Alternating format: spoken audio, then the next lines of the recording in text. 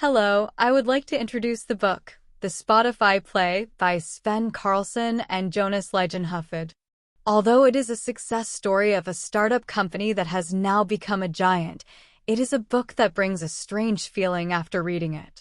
There is neither the exhilaration of a web service by a naive college student that spreads around the world nor the mischievousness of a startup that fails because of its rapid growth.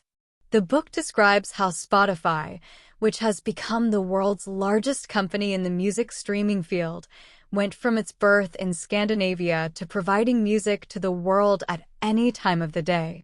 What makes the process unique is the fact that the starting point was Sweden and that it takes place in a broad music industry.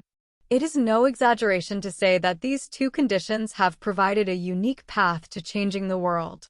Sweden sometimes adopts drastic strategies, as evidenced by the fact that it chose to pursue the path of acquiring mass immunity as a countermeasure against COVID-19.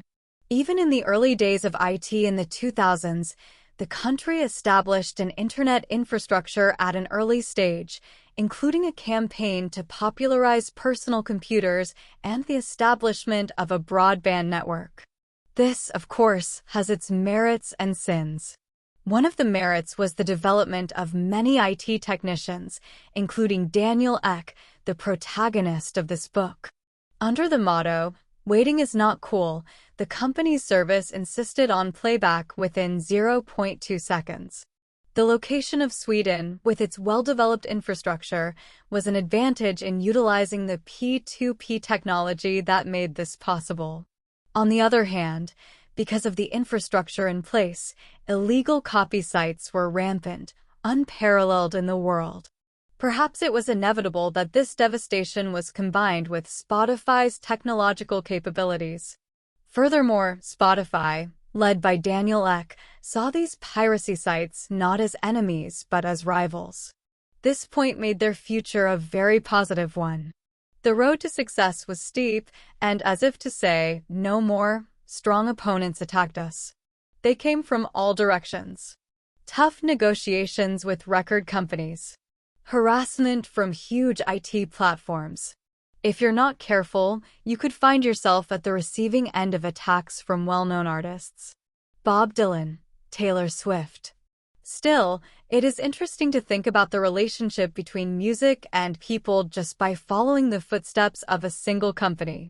We will trace the history of Spotify, which is trying to make its catchphrase, "Music anytime," a reality, and the expansion of its functions. What should the relationship between people and music be? And what does music mean to people? What does it mean to structure music around the world? Spotify is just getting started.